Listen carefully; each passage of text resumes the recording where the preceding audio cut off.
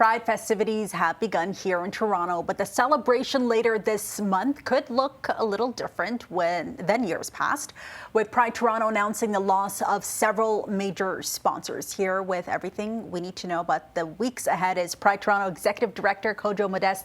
Thank you so much for being with us today. Really appreciate you coming in. No, thank you for having me. Really appreciate it. It's an exciting month, but months ago you and I spoke about three sponsors dropping their support from Pride Toronto. Since then, we heard Google and Home Depot have also joined a list of the companies to pull sponsorship from Pride Toronto.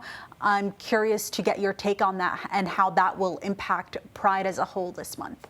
Yeah, and honestly, it is very sad. It is very sad that in 2025, we're having this conversation that companies, corporations are feeling that it is not as important to do diversity, equity, and inclusion work.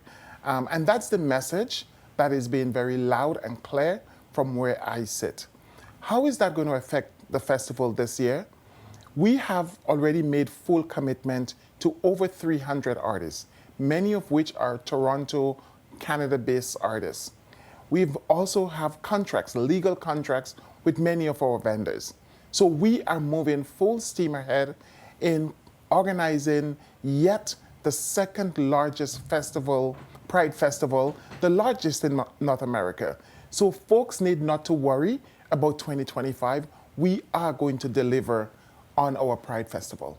As a result of these companies pulling support, and I don't know if this is a driving factor, you've also seen other companies perhaps participating for the first time, more people, individuals also pitching in here. Tell me a little bit about that. Yes, we have seen an increase. So, for example, the ballroom. We have SEIU, one of our unions here. We have the Carpenters Union. We have other Canadian companies that are coming forth and saying, you know what, we want to join the fight. We want to be part of Pride Toronto. And that is it's very encouraging. But also many individuals are also saying to us, here is $25, here is $30. And that for us it's going to carry us through for the festival. You described this as a wake-up call. So what kind of changes are needed right now to keep your operation going?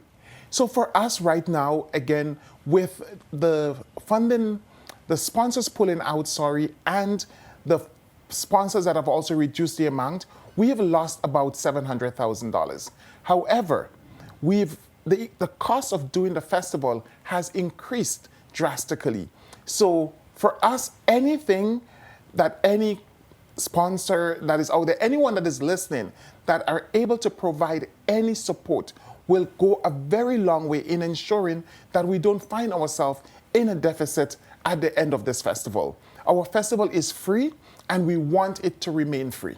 And when we spoke last to the sponsors pulling out, our conversation was about this being impacted by what's happening in the U.S. and on diversity, on DEI, yes, particularly. Is that still the case here? I still stand by this. I still stand by this. The shift that we're seeing is as a direct result of the changes that are happening coming out of the president's of the U.S., the White House. We have seen the changes all started immediately after the president took office. So this, for me, it's very clear. But I think we also, one of the things that I'm asking myself, Isa, is really, why now? Why wasn't it 2 years ago? Why immediately after the president said, this needs to happen no more, you start pulling out? What message is that sending, you think, from those companies? And it's sending the message that they don't care, that it was all about window dressing. It was all performative. And this is the message that we have received. And I'm telling you, at the end of the day, we also going to send a message for them because they're going to try to come back. Because you know what? And what do you do when they come back? And when they come back, that's when we say to them, you need to go back to kindergarten. You need to go through the process to build that trust back with our community, because you have now lost that trust. I want to focus on the month ahead of here for Pride. There's so many incredible events taking place, and that's already in the underway. Later on, you're going to be joining Mayor Olivia Chow at City Hall for the flag-raising ceremony. So how important are events like this, and for it to be public-facing as well? You know, folks often ask me the question, why Pride? Why do you still need to do this?